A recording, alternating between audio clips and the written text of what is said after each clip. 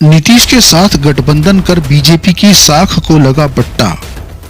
मोदी की लोकप्रियता पर बीजेपी को नहीं हो रहा भरोसा। नीतीश को एनडीए में लाना क्या बीजेपी की मजबूरी थी?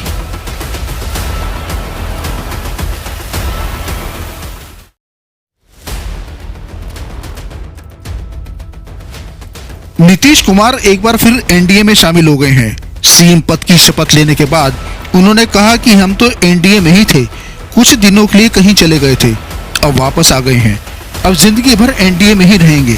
नीतीश के बयान से लग रहा है कि अब वो कहीं नहीं जाएंगे। लेकिन नीतीश के पुराने बयानों पर नजर डालें तो साफ है कि वो इस तरह के बयान पहले भी देते रहे हैं।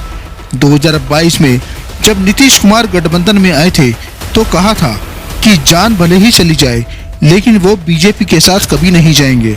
लेकिन नीतीश कुमार को ये बात कहे अभी 1 साल भी नहीं हुआ था कि वो बीजेपी के साथ चले गए। लेकिन सवाल ये उठ रहे हैं कि आखिर बीजेपी की क्या मजबूरी थी कि उन्हें नीतीश कुमार को अपने साथ लाना पड़ रहा है। अब इससे क्या परसेप्शन जाएगा कि पहले नीतीश ने बीजेपी को धोखा दिया और अब एक बार फिर से जरूरत पड़ने पर बीजेपी और नीतीश एक साथ आ गए हैं। लेकिन अब जनता में मैसेज जा रहा है कि नीतीश तो पलटी मार ही सकते हैं, लेकिन बीजेपी के उसूल का क्या? नीतीश के साथ सरकार बनाने के बाद लोग सवाल कर रहे हैं कि क्या सत्ता ही सब कुछ है? सत्ता के लिए बीजेपी अपने सभी सिद्धांतों को ताक पर रख सकती है। ये नैरेटिव पार्टी के लिए ज्यादा बड़ी चुनौती इसलिए भी है क्योंकि विपक्ष पहले से ही ऐसे कुछ दूसरे मुद्दे के जरिए पार्टी को घेरने के काम कर रहे हैं।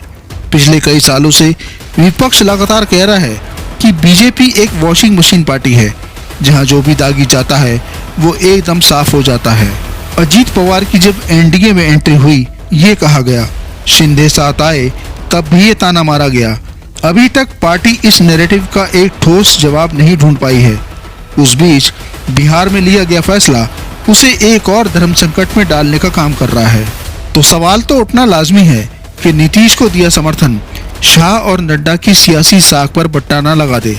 दरअसल कुछ समय पहले बीजेपी के दिग्गज नेता ही नीतीश को जमकर कोस रहे थे।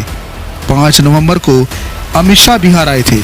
उन्होंने कहा था कि बिहार को पलटू राम से मुक्त कराना है। शाह ने नीतीश कुमार का नाम तो नहीं लिया था, मगर उन्हें पलटू राम कहकर संबोधित किया था। अमित शाह ने नीतीश कुमार पर जनादेश का अपमान करने का आरोप लगाया था। इससे पहले उन्होंने कहा था कि नीतीश कुमार के लिए बीजेपी के दरवाजे हमेशा हमेशा के लिए बंद हो गए हैं। बिहार के पूर्व उप मुख्यमंत्री और राज्यसभा सांसद सुशील मोदी भी कई बार कह चुके थे कि नीतीश कुमार के लिए सारे दरवाजे बंद हो चुके हैं।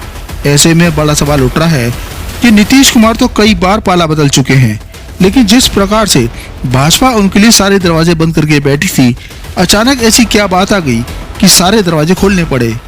यहाँ तक कि प्रधानमंत्री मोदी ने भी नीतीश को लेकर बेहद सख्त बयान दिया था। लेकिन अब प्रधानमंत्री मोदी नीतीश के सीएम बनने पर उन्हें बधाई दे रहे हैं। अगर नीतीश कुमार के पलटी मारी के इतिहास पर नजर डालें तो नीतीश इससे पहले 2013 में एनडीए छोड़कर चले गए थे। उसके बाद 2017 में उन्होंने एनडीए में वापसी की थी और कहा था कि अब वो यहीं रहेंगे, अब कहीं नहीं जाएंगे। 2020 का चुनाव भी साथ लड़ा, लेकिन 2022 में वो एनडीए छोड़कर आरजेडी के साथ चले गए और बीजेपी पर पार्टी तोड़ने का आरोप लगाया था। अब नीतीश कुमार एक बार फिर से बीजेपी के साथ है। ऐसे में बीजेपी का एक बार फिर से नीतीश कुमार को समर्थन देने का फैसला कहीं पार्टी की साख पर बट्टा न लगा दे। फिलहाल तो बीजेपी के सभी नेता शांत हैं क्योंकि हाईकमान का दबाव है। तो देश के नेताओं को तो खबर ही नहीं थी कि कब नीतीश और बीजेपी हाईकमान के बीच डील हो गई।